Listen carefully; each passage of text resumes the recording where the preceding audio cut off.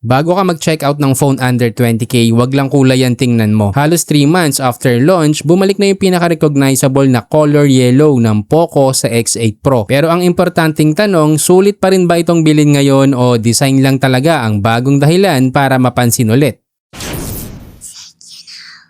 Unahin natin yung obvious na bago dito, kulay yellow. Sa dami ng phone ngayon na black, gray o simple lang ang design, madaling mapansin yung ganitong kulay. Mas connected kasi sa identity ng Poco. At para sa buyer na gusto ng phone na hindi mukhang typical, may appeal talaga yung version na to. Pero kailangan malinaw, hindi bagong processor, battery, display o camera setup ang pinag-uusapan natin dito. Same core package pa rin ang makukuha mo. Pero ngayon may mas distinct na kulay na magiging available na sa market. Kaya ang decision mo dapat hindi lang nakabase sa itsura, kundi sa value na makukuha mo sa under 20k category. At dito nagiging interesting ang phone na to. Powered ng Dimensity 8500 Ultra at nasa around 2 million ang Antutu score. Sa madaling salita, performance ang pinakamalaking dahilan kung bakit dapat mo tong tingnan. Lalo na kung gusto mo ng phone na mabilis gamitin at mas capable para sa gaming. May LPDDR5 RAM at UFS 4.1 storage din. Kaya hindi lang chipset ang highlight nito, pati rin RAM at storage. Malaking tulong kasi yan para responsive pag ginamit mo at mas smooth pag nagmo-multitask. Sa price range na to, importante yung ganitong setup kasi hindi lang naman games ang ginagawa sa phone. Gagamitin mo rin yan sa content consumption, editing at araw-araw na communication. Para naman sa gaming, may wild boost optimization na design para mas ma-manage ang performance habang naglalaro. Meron ding 3D dual layer ice loop cooling system para makatulong sa heat management during longer sessions. Okay, hindi natin sinasabi na magiging perfect ang performance sa lahat ng game at lahat ng settings. Pero sa hardware pa lang, malinaw na para to sa buyer na mas priority ang speed at gaming kaysa sa basic daily use lang. Maganda rin na partner ng performance yung display. Merong 6.59-inch 1.5K AMOLED with 120Hz refresh rate. So hindi siya ganun kalaki katulad ng ibang phones. Sakto lang kahit isang kamay lang ang gamit. Pagdating sa battery, isa to sa pinaka-practical na advantage. May 6,500 mAh kaya mas may allowance ka kung madalas ka naglalaro, nanonood o gumagamit ng mobile data. Under 20k, isa rin to sa may pinakamabilis na charger gamit ang 100 watts. Bonus pa yung 27 watts wired reverse charging, so pwede mong gamitin yung phone para mag-charge ng ibang gadget mo. Well, hindi yan kailangan ng lahat pero practical siya sa emergency situation. Sa camera, okay yung main setup para sa normal photos at videos dahil may 50MP Sony IMX882 with OIS. Kaya asahan mong mas stable ang kuha kapag handheld. Pwede rin ito sa casual vlogging lalo na kung nagre-record ka habang naglalakad. Nakakatulong talaga yung stabilization para hindi sobrang maalog tingnan yung video. Pero wala tong telephoto lens kaya pagdating sa camera flexibility, mas limited yung option mo. May 8MP ultra-wide din para sa wider shots at 20MP front camera para sa selfie at video calls. Sa protection naman, hindi rin tinipid. Merong Gorilla Glass 7i at support for IP69K dust and water resistance rating. Dagdag peace of mind dyan laban sa accidental splashes. Pero gaya ng kahit anong phone na may water resistance, hindi ito dahilan para intentionally mong ilubog sa tubig. So sulit pa rin ba ang bagong Poco X8 Pro na kulay yellow ngayon? Okay, sa hardware, kulay talaga ang bagong addition pero hindi ibig sabihin na wala ng value yung phone. Real talk kasi under 20k, may sense pa rin yung package kung priority mo ay around 2 million Antutu performance, gaming focus hardware, 6,500